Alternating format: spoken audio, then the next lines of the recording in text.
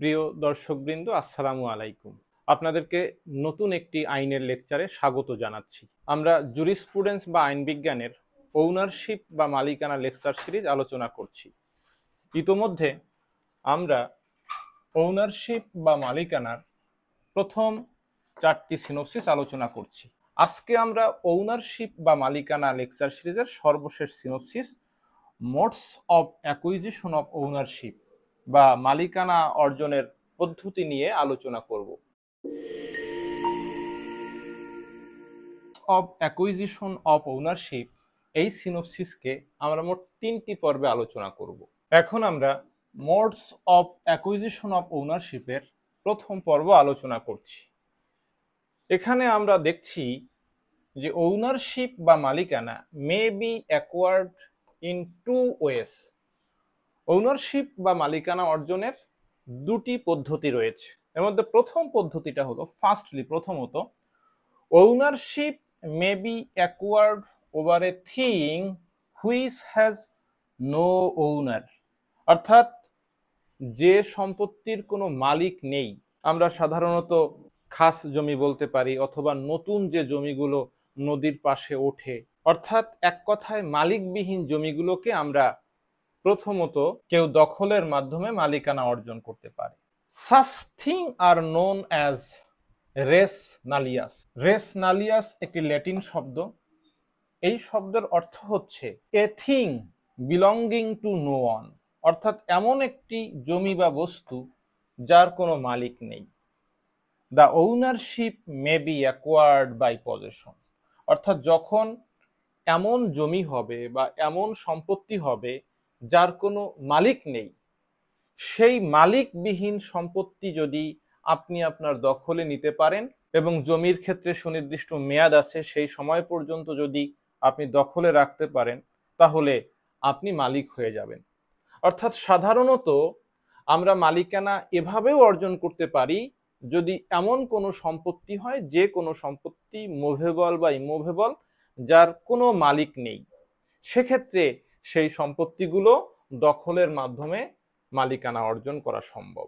মালিকানা অর্জনের দ্বিতীয় যে পদ্ধতিটি, সেটি হলো there may be things which are already owned by someone else, অর্থাৎ আমরা আগে প্রথম প্রকারে দেখেছি যে সম্পত্তির কোনো মালিক নেই, কিন্তু এখন যে সম্পত্তির কথা আমরা বলছি তার ইতোমধ্যে মালিক আছে, ওই সম্পত্তির কেউ না কেউ মালিক। The ownership in such cases can acquired using the derivative method. Derivative মেথডটা হচ্ছে, অর্থাৎ একজন মালিকের সম্পত্তি হস্তান্তর করার যে পদ্ধতিগুলো আমাদের সমাজে প্রচলিত আছে, সেই পদ্ধতির মাধ্যমে সেল হতে পারে, গিফট হতে পারে, হিবা হতে পারে, এক্সচেঞ্জ হতে পারে, অন্যান্য যে পদ্ধতিগুলো আছে, অর্থাৎ যে প্রচলিত পদ্ধতির মাধ্যমে সমাজের সম্পত্তি হস্তান্তর হয়, একজন মালিকের সম্পত্তি অন্য একজন ব্যক্তির নিকট, সেই পদ্ধতিকে ডেরিভেটিভ মেথড বলে। দ্যাট ইজ কি কি বলছে দেখেন, বাই ওয়ে অফ পারচেজ, ক্রয় বিক্রয়ের মাধ্যমে হস্তান্তরিত হতে পারে, গিফট উপহার বা দানের মাধ্যমে হস্তান্তরিত হতে পারে, ইনহেরিটেন্স উত্তরাধিকার সূত্রে হস্তান্তর হতে পারে। অর্থাৎ এগুলো হচ্ছে আমাদের সমাজের প্রচলিত পদ্ধতি, এটসেট্রা, আরো যেসব পদ্ধতি আছে। The acquisition of ownership unlike possession, অর্থাৎ প্রথম যে পদ্ধতিটা বলছি, যার কোনো মালিক নেই, আপনি দখলের মাধ্যমে মালিকানা অর্জন করলেন, সেটা ছাড়া বাকি যে সেকেন্ড পদ্ধতিগুলো has to be done strictly by lawful means, অর্থাৎ আপনি যদি দ্বিতীয় পদ্ধতিতে মালিকানা অর্জন করতে চান, তাহলে সেক্ষেত্রে আইনের সুনির্দিষ্ট বিধান অনুসরণ করে আপনাকে মালিকানা অর্জন করতে হবে। অর্থাৎ উপরোক্ত আলোচনার মাধ্যমে আমরা বুঝতে পেরেছি যে ওনারশিপ বা মালিকানা অর্জনের যে পদ্ধতি, সেটাকে আমরা দুই ভাগে ভাগ করতে পারি, দুটা ভাগে ভাগ করা যায়। এক নাম্বার হচ্ছে অরিজিনাল মোড, অর্থাৎ অরিজিনাল মোডটা হচ্ছে প্রথমেই আপনি মালিক হচ্ছেন, যে ক্ষেত্রে কোনো সম্পত্তির মালিক নেই, সেই সম্পত্তির মালিকানা অর্জনের পদ্ধতিটা হচ্ছে অরিজিনাল মোড অব অ্যাকুইজিশন। দ্বিতীয়টা হচ্ছে ডেরিভেটিভ মোড, আমরা সর্বশেষ যেটা আলোচনা করেছি, অর্থাৎ সমাজে প্রচলিত যে পদ্ধতিগুলো আছে, একটা সম্পত্তির যে বর্তমান মালিক আছে সেই মালিকের সম্পত্তি যেভাবে হস্তান্তর করা যায় সেই পদ্ধতিগুলো অনুসরণ করে মালিকানা অর্জন করা যায়। অর্থাৎ মালিকানা অর্জনের পদ্ধতি আমাদের দেশে দুইটা, original mode and derivative mode. এখন আমরা মালিকানা অর্জনের এই অরিজিনাল মোড বা মৌলিক পদ্ধতিগুলো আলোচনা করব। এক্ষেত্রে তিনটি পদ্ধতি আছে, আমরা একটু দেখছি। দেখেন, অরিজিনাল মোডটা কিভাবে হয়। The mode is the result of some independent personal act of the acquire himself. অর্থাৎ আপনাকে নিজেকে কিছু করতে হবে, যেহেতু এই সম্পত্তির কোনো মালিক নেই, আপনি ইন্ডিপেন্ডেন্টলি স্বাধীনভাবে নিজে কিছু করে ওই সম্পত্তির মালিকানা বা দখল নিজের কাছে নিয়ে নেবেন। এটা কিভাবে হতে পারে দেখেন, বলছে ফলোইং কাইন্ডস, নিম্নোক্ত ভাবে এটা হতে পারে। বলছে absolute mode. In this mode ownership is acquired over previously ownerless object. অর্থাৎ আপনার জানা মতে যে সম্পত্তির কোনো মালিক নেই সেই সম্পত্তি আপনি চূড়ান্তভাবে আপনার যে সুনির্দিষ্ট পদ্ধতি আছে, আপনার যদি সেরকম সুযোগ সুবিধা থাকে, আপনার ক্ষমতা থাকে, আপনি আইন কানুন জানেন, তাহলে যে সম্পত্তির কোনো মালিক নেই সে সম্পত্তি আপনি নিজের দখলে নিয়ে আস্তে আস্তে সেই সম্পত্তির উপর আপনি মালিকানা অর্জন করতে পারবেন। যেহেতু এই সম্পত্তির কোনো মালিক নেই আর আপনি বিষয়গুলো জানেন, অতএব সেক্ষেত্রে এই চূড়ান্ত পদ্ধতিতে আপনি মালিকানা অর্জন করতে পারবেন, যদি কোনো এমন সম্পত্তি থাকে যার পৃথিবীতে কোনো মালিক নেই।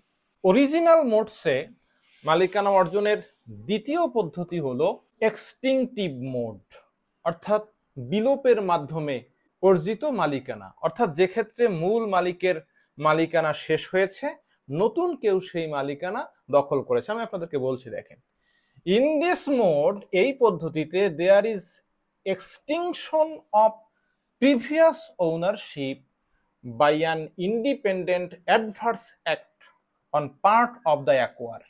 অর্থাৎ যিনি নতুন মালিকানা অর্জন করেছেন তিনি কিছু করেন নাই, তিনি কিছু না করেই প্রিভিয়াস যিনি মালিক ছিলেন ওই সম্পত্তিতে তার মালিকানা শেষ হয়ে গেছে। আমি বলছি, the new owner acquires ownership not by transfer. খুব গুরুত্বপূর্ণ কথা। অর্থাৎ পূর্বের মালিক যার মালিকানা এক্সটিংক্ট হয়েছে, শেষ হয়েছে, তিনি কিন্তু নতুন মালিককে সম্পত্তি বিক্রয়ের মাধ্যমে বা উপহার বা গিফটের মাধ্যমে হস্তান্তর করেনি। কিভাবে হয়েছে? But by ending the rights of old owner. যেমন আমি আপনাদেরকে একটা উদাহরণ দিই। যখন 1947 সালে ভারত পাকিস্তান ভাগ হলো, তখন অনেক পাকিস্তানের নাগরিক ভারতে চলে গেছে, তাদের জমি জায়গা বিক্রি না করে রেখে গেছে। আবার 1971 সালের মুক্তিযুদ্ধের পরেও অনেকে তাদের ভিটে মাটি ছেড়ে কারো কাছে বিক্রয় না করে অনেকে ভারতে, অনেকে পাকিস্তানে চলে গেছে। এই যে যারা চলে গেছে, কারো নিকট হস্তান্তর করে যায় নাই, সেই সম্পত্তিগুলোতে তাদের মালিকানা শেষ হয়ে গেছে। ওই সম্পত্তিগুলো যারা পরবর্তীতে দখলে নিয়েছে বা ব্যবহার করছে, সেক্ষেত্রে কি হয়েছে? পূর্বের যে মালিক তার মালিকানা শেষ হয়ে গেছে, আর নতুন যে মালিক তার হচ্ছে মালিকানা ওখানে অর্জিত হয়েছে। কিন্তু এই মালিকানা অর্জনটি প্রিভিয়াস মালিকের হস্তান্তরের মাধ্যমে হয়নি। পূর্বের মালিকের মালিকানা ত্যাগ করে চলে যাওয়ার কারণে শেষ হয়ে গেছে, নতুন যিনি ওই জমিটার দখলে নিয়েছেন তিনি নতুনভাবে মিউটেশন করিয়ে তার নামে জমিটি করে নিয়েছেন। অর্থাৎ এইভাবেও অরিজিনাল মোডসের মাধ্যমে সম্পত্তির মালিকানা অর্জন করা যায়। অরিজিনাল মোডসের মালিকানা অর্জনের সর্বশেষ পদ্ধতি হচ্ছে অ্যাক্সেসরি মোডস, আনুষঙ্গিক বা সহায়ক পদ্ধতি। কিভাবে দেখেন, in this mode acquisition of ownership is the result of accession. অর্থাৎ এটা সাধারণত নদীর পাড়ের জমির ক্ষেত্রে হয়। অর্থাৎ আপনার নদীর পাড়ে জমি আছে, সেখানে পলি পড়ে আবার ওই জমির সাথে নতুন জমি যুক্ত হলো। আপনারা যখন state acquisition and tenancy act 1950 1950 সালের রাষ্ট্রীয় অধিগ্রহণ ও প্রজাস্বত্ব আইন পড়বেন, সেই আইনের 86 থেকে শুরু করে 90 ধারার মধ্যে এই অ্যালুভিয়ান ডিলুভিয়ানের যে বিধান আছে সেখানে দেখবেন। অর্থাৎ আপনার যে জমি আছে সেই জমির সাথে যদি নতুন জমি যুক্ত হয়, সেই নতুন জমির মালিকানা আপনার সম্পত্তির মালিকানার সাথে যুক্ত হয়। অর্থাৎ আপনার একটি সুনির্দিষ্ট সম্পত্তি আছে, সেই সম্পত্তির সাথে যখন আবার নতুন করে আরো জমি যুক্ত হলো, পূর্বের মালিকানা থাকার কারণে নতুন সম্পত্তির মালিকানাও আপনার নামে যুক্ত হচ্ছে। অর্থাৎ এই যে তিনটা পদ্ধতি, অর্থাৎ মালিকানা অর্জনের দুটি পদ্ধতির যে প্রথম পদ্ধতি অরিজিনাল মুডস, সেই অরিজিনাল মুডস বা মৌলিক পদ্ধতির তিনটা পদ্ধতিতে আমরা মালিকানা অর্জন করতে পারি। অ্যাবসলিউট মুড, যে সম্পত্তির পৃথিবীতে কোনো মালিক নেই সেই মালিকানা আপনি দখল করে চূড়ান্তভাবে মালিক হতে পারেন। দ্বিতীয় পদ্ধতিটি হলো এক্সটিংটিভ মুড, পূর্বে যার মালিক ছিল কিন্তু কোনো কারণে পূর্বের মালিকের মালিকানা শেষ হয়ে গেছে, তিনি সম্পত্তি ছেড়ে চলে গেছেন অথবা অন্য কোথাও চলে গেছেন, সেই ক্ষেত্রে পরবর্তীতে যারা হস্তান্তর ছাড়া ওই জমি দখল করে তারা মালিকানা অর্জন করতে পারে। তৃতীয় পদ্ধতিটি হলো অ্যাক্সেসরি মুড, অর্থাৎ যে সম্পত্তি আছে তার সাথে যদি নতুন কিছু যুক্ত হয় তাহলেও সেই সম্পত্তি পূর্বের যে মালিক ছিলেন তার মালিকানার সাথে যুক্ত হয়। অর্থাৎ আমরা এই মোডস অফ অ্যাকুইজিশন অফ পদ্ধতি যে তিনটি পর্বে আলোচনা করব, তার প্রথম পর্বের আলোচনা এখানে শেষ হলো। আমরা পরবর্তী আলোচনাগুলো আপনাদের দেখার আমন্ত্রণ জানিয়ে এখানেই শেষ করছি। সবাইকে ধন্যবাদ।